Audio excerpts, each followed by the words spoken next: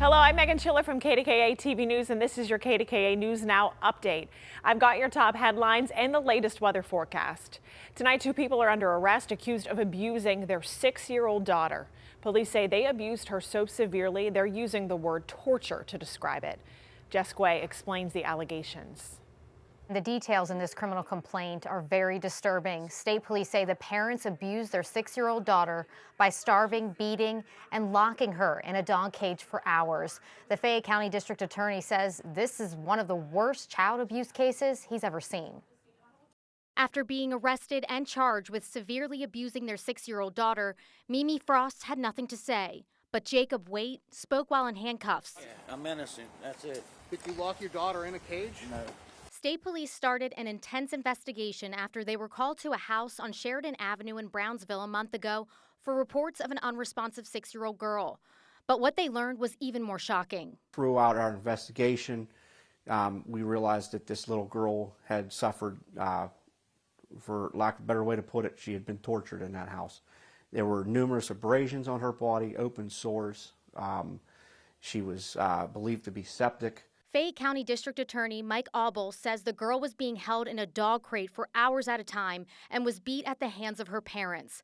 There were 6 other kids in the home and several dogs and 2 cats. In the criminal complaint, it says one teenager told investigators that Frost would put the girl in the dog kennel naked, would zip tie the girl's hands and feet together and lock the kennel, and wouldn't feed her for days.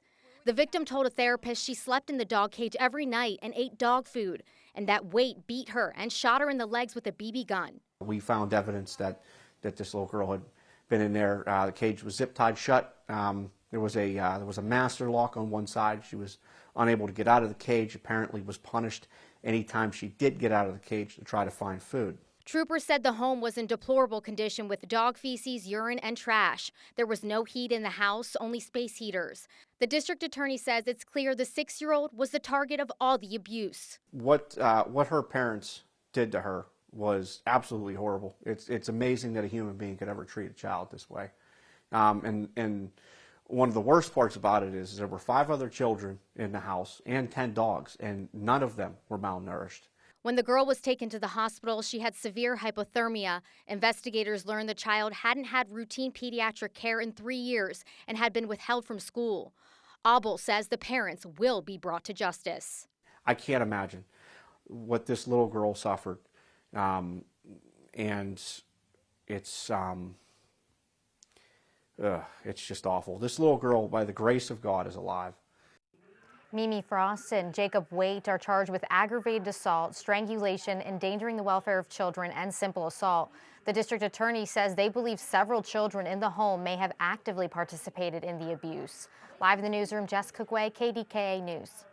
People in McKeesport are honoring an officer shot and killed in the line of duty 1 year ago today. Shelley Bortz explains how Officer Sean Sluganski is being remembered. Tonight, a community gathered to honor a hero who paid the ultimate sacrifice to protect the ones he loved. He saved my life. I mean, that's bottom line. He saved my life. 1 year ago today, McKeesport police officer Chuck Thomas's life changed forever. He had just returned from vacation and was working overtime when he and his partner, Officer Sean Sluganski, responded to a domestic call that turned into a deadly barrage of gunfire that killed Sluganski and injured Thomas. It's a horror, he says, he will never forget. I'll never get over it or be able to move on, but I'm working towards moving forward. While Thomas says he has healed physically, the emotional and mental damage left behind will never go away.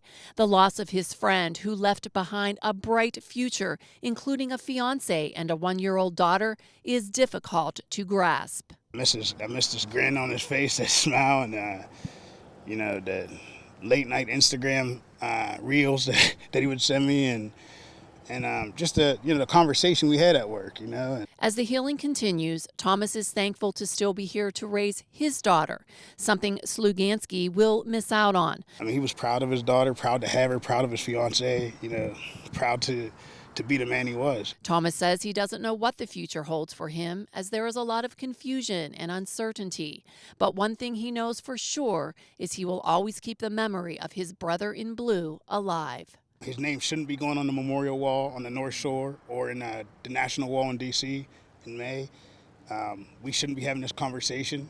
The permanent memorial here at Renzihausen Park will be a constant reminder for this community of the ultimate sacrifice Officer Sean Slugansky paid. In McKeesport, Shelley Bortz, KDKA-TV News. And now here's First Alert meteorologist Ray Petland with a look at your weather for the week ahead.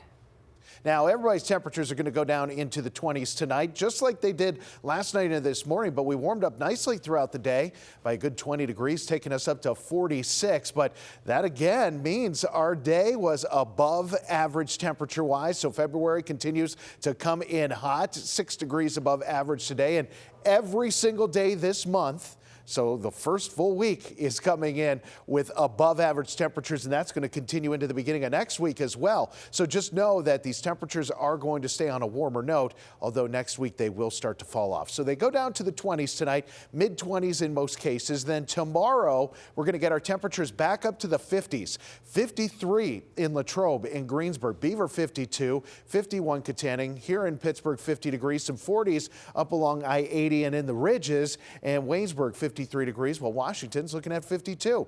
Highs on Thursday, warmer still in those mid to upper 50s.